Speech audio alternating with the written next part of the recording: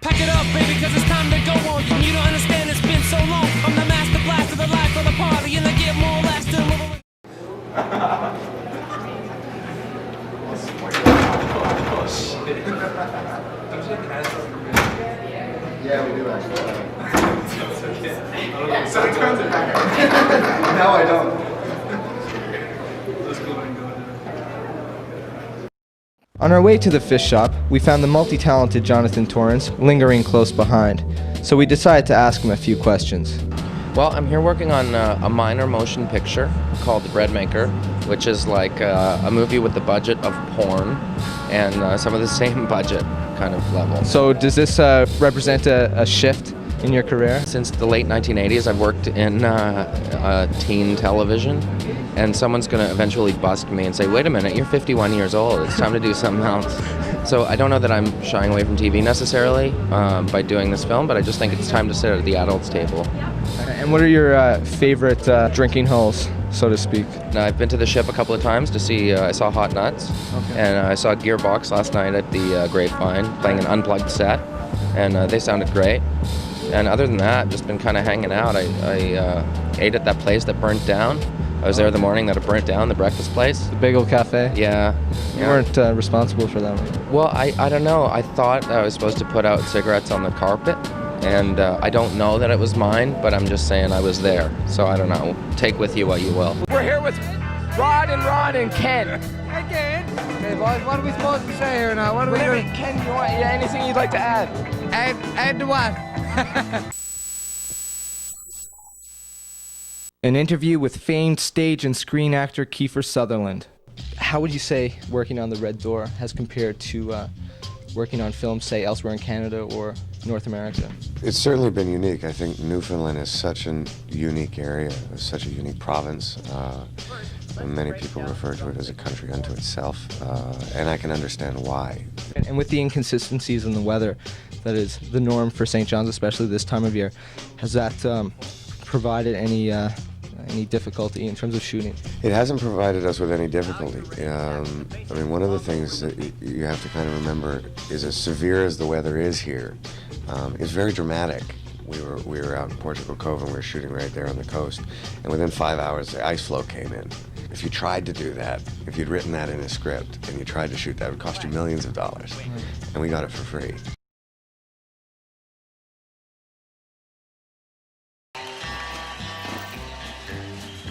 But every time since I come here, boy, I tell you, I always run into a difficulty. It's one spicy cigar, boy, I tell you right now. And time keeps dragging on. I understand Newfoundland. Buckheimer Styles is a self-described Southern American purist who for some reason has made St. John's his temporary home. We follow Bucky's trials and tribulations as he comes to terms with fending for himself and being enamored of the wonderful and helpful people of St. John's, to whom he is constantly forced to turn to for help. From going on special assignment with our producer to Montreal, to determine if a Montreal smoked meat sandwich stands the test against a plate of Chess's fish and chips, Bucky proves that he is a true adventurer.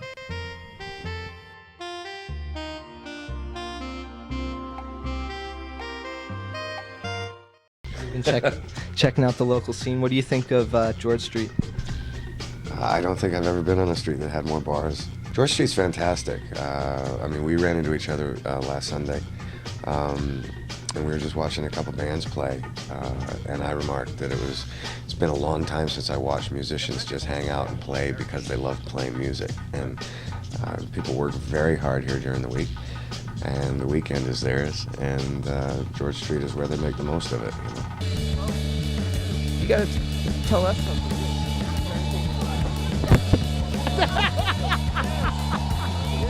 Did you consume anything that may have prompted you to need some bottled water?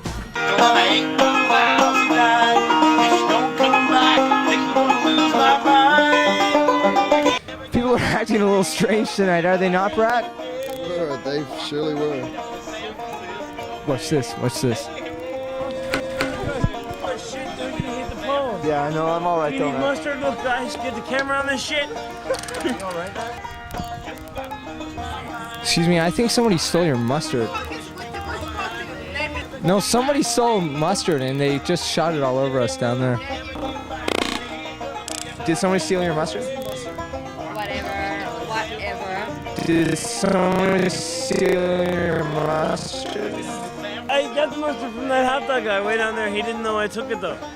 No, I was just saying that I just got, but maybe it wasn't from you, maybe it was from somebody else. So, rumor has it that you've been screeched in. Yes. Yeah. I woke up one morning and I had a degree from the Screechers Academy on my desk, and I had to go downstairs and ask how I got it. We're here with Barry Newhook, who was Valis in The Bingo Robbers. And I'm just wondering what you drew upon as influence for the film. I went away to Toronto to try and find some work, as every Newfoundlander has a right to, because I was broke. And when I came home, my girlfriend left me and my dad was really ill, and my girlfriend stayed in the house, so I was sort of homeless and I didn't have any money. Is this too sad? If you can just let us in on what criterion you used to choose The Bingo Robbers as the feature to highlight tonight for the premiere. Well, I'll tell you something. If somebody had said to me, design your opening night film, what would you like? I would have said, we want something new, we want it locally grown, we want it edgy, we want it urban, we want it young, we want it spirited, we want a good musical score. Somebody might have come up with Bingo Robbers. And I looked at this film and I said, well, wait a second, we have our opening night film here. You made mention of Norman Jewison in the article. And did he see the film after? I called Toronto to his production company, and it was hard getting his assistant, and got his assistant, kind of pushed my way in, and she said, well, he's in LA, maybe you should call LA. So I call LA, and I talked to his other assistant there, and I'm sort of chatting her up, and she's being very polite, and I go, well, I'm from Newfoundland, the film's from Newfoundland. She goes, oh, my husband's from Gander. Boom! Suddenly it was like, oh, let me take your number. Oh, yeah, well, he's going to be in town next Wednesday. You should send it to him. So who knows? Yeah, I was very bold when I wrote him and said, we really want you to see it, and it's important that people like you see it, and, why don't you suggest to us what to do? Your grandfather, Thomas Douglas, of course, was renowned and greatly responsible for bringing healthcare to Canada. When you travel throughout Canada, do you see the positive effects that the system has had on this country? Unfortunately, you've had governments over the years taking money out of the national healthcare system and then telling the people that the healthcare system's not working. Well, of course, if you're not going to fund it, it's not going to work. I've watched the Canadian people actually kind of stand up and say, no, we're not going to accept that anymore. And so I'm very happy, not only from Canada, but for my grandfather's legacy, that Canadian people at least acknowledge how important and what a source of identity the national healthcare system in Canada is to them. And so that's very good. Well, Kiefer, thanks a lot. It's a pleasure meeting you, and I hope you enjoy the rest of your stay in Newfoundland. We'll probably see you later on the road. Okay. Cheers. You are currently the Minister of Parliament for St. John's West. Yes. And what is it like actually being up in Ottawa? Do you find that you have strong representation for Newfoundland, and can you convey that in the House of Commons? Yeah, there's no doubt about it. In fact, just a couple of weeks ago, the local paper, the Telegram, did a comparison of representation. We are in tune. We know what the problems are. We also know what the opportunities and challenges are. And always say to young people, we're not there for you, we're there with you. This is not going to be on the internet. Do you want it to be on the internet? Yeah, what do you want to talk about, man?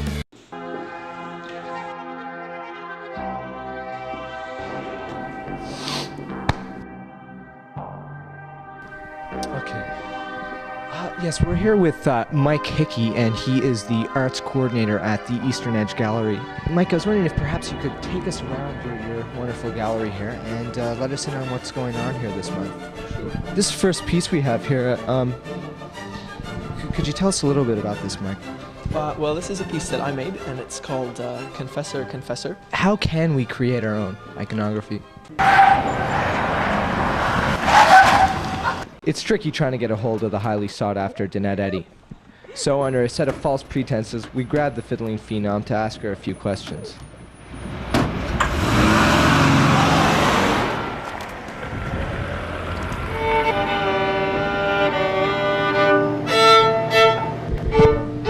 We're here with Danette Eddy at Halliday's Meat Market, which is a famous meat shop in downtown St. John's. What would you really enjoy barbecuing today?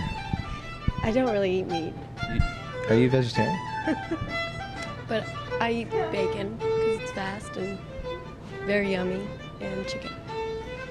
Bacon and chicken. Great. Here, we return to Danette Eddy after a safe day at Halliday's Meat Market.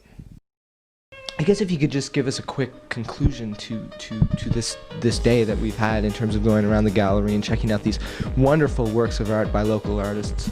This is it's an installation by Jerry Robson. Now this is just a fantastic piece. Now, of course, I could get lost in all these pictures and that I would be doing a great injustice to the rest of the work here. So maybe we'll just move along to the next piece. Now this piece right here, I see... I don't know what I see exactly. Perhaps you could give us an idea as to why she's made the ear so large here. I don't get it. You don't get it. We're in a rush because we have to get to a bar. Okay. This piece is by Betty McKenzie. Betty McKenzie, yeah. And it's called The Evolution of Female Surveillance. It points out images such as the chastity belt, the Joneses, the panopticon, also implying domination over. How much impact has this piece had on the entire show? That's a good question. I think that its nature is a bit more controversial than some of the others. Would Anne have choreographed this whole set? Did she know that this is exactly the way that... So that's part of the... She came in herself to install this. Okay. Yeah, it's funny that you use the term choreograph because she is as well a dancer. So we're at the coat check at the reception for the 2000 MIA Awards, and we're speaking with Dabnah Doyle. Congratulations, first of all, on the award tonight. Thank you. I would think that somebody who won that award wouldn't be forced to work the coat check tonight. I'm very fortunate that I've made a decision to concentrate on songwriting so that I only need to freelance in the coat check world. I don't need to work here every day, just on the weekends. So we're next to a popular department store in St. John's. And here, obviously, the snowbanks have melted and we find debris all over the place. Plastic bags, chains. What's this we have here? Oh, all this crap. Newspaper, and then we come, oh, and what do we have here? Oh, a seal. When we get involved in trying to plow the amounts of snow that we've had to plow in the past 2 or 3 months, remove the amounts of snow that we have, whatever is in the way gets swept into the snowbank. And it's a recurring problem every year, of course. As snow levels drop, all kinds of stuff show up.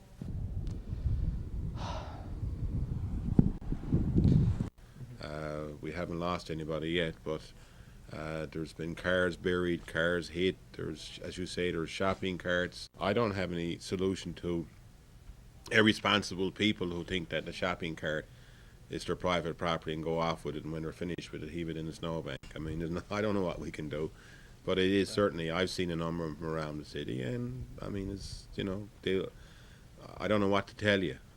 I got no answer to it. If you had trouble shopping yourself, lack of shopping carts, for example, 3-wheeled shopping carts. I don't think that there's a shortage, but certainly it's annoying when you see, I saw one the other day where, you know, probably 200 yards from the supermarket stuck out in the snowbank. I mean, it's rather annoying, but no, I can't say it's affecting me. It's just another one of those things that we deal with. There's broken fences, there's lawns, there's God knows what I mean, there's still 15-foot snowbanks around this city, and God knows what we're going to find.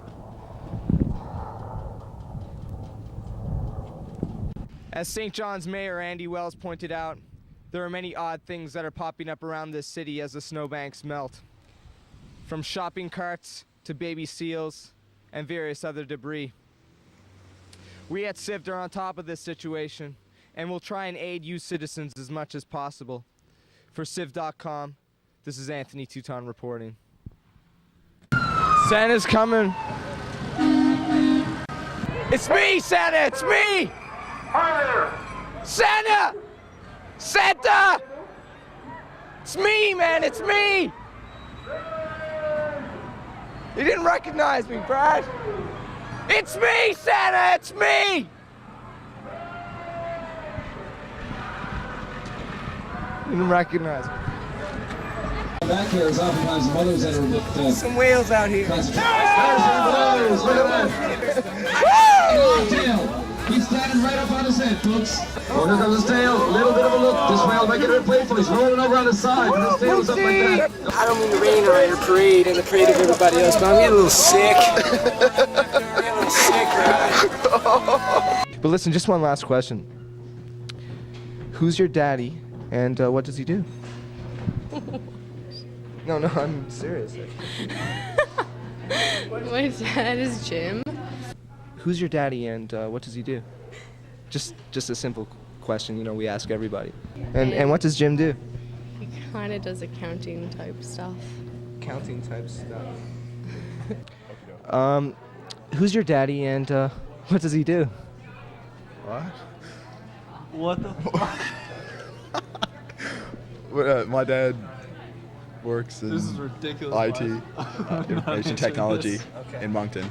Dick, who's your daddy, and what does he do? Pete Jones. Pete Jones. Yeah. Okay, and what does he do? You know the Apollo down the harbor? Yeah, we saw the Apollo today, yeah. That's where my dad works, buddy. He wires that place. God bless the Prime Minister. I guess with that, maybe we should just turn off the camera.